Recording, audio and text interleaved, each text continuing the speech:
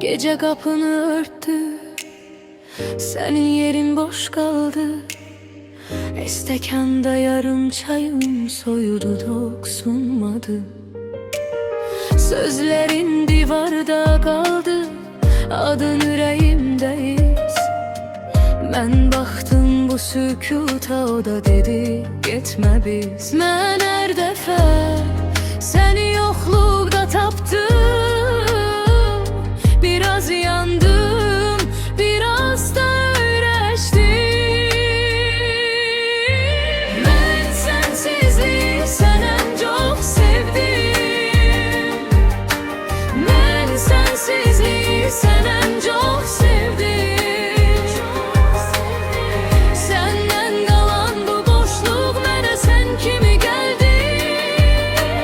Ben sensizliği senden çok sevdim. Ben sensizliği senden çok sevdim. Pencerede yağış izi, döşemede susan iz.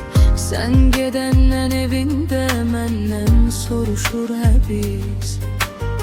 Köynəyin dolapta kaldı, ətri getdi, adı yok. Ben seni unutmadım, sadece darıxdım çok. Ben her defa seni yokluğunda taptım. Biraz yandım, biraz da öğreştim.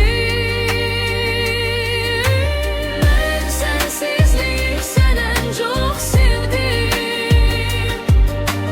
Ben sensizliği senden çok sevdim. Senden kalan bu boşluk mənə sen kimi geldi. Ben sensizliği senden çok sevdim. Ben sensizliği senden çok sevdim. Belki kayıtma, belki kapı açılmasın. Ben bu sakit ağrını yine itirebilmem. Her gece iniyor, her seher iniyor.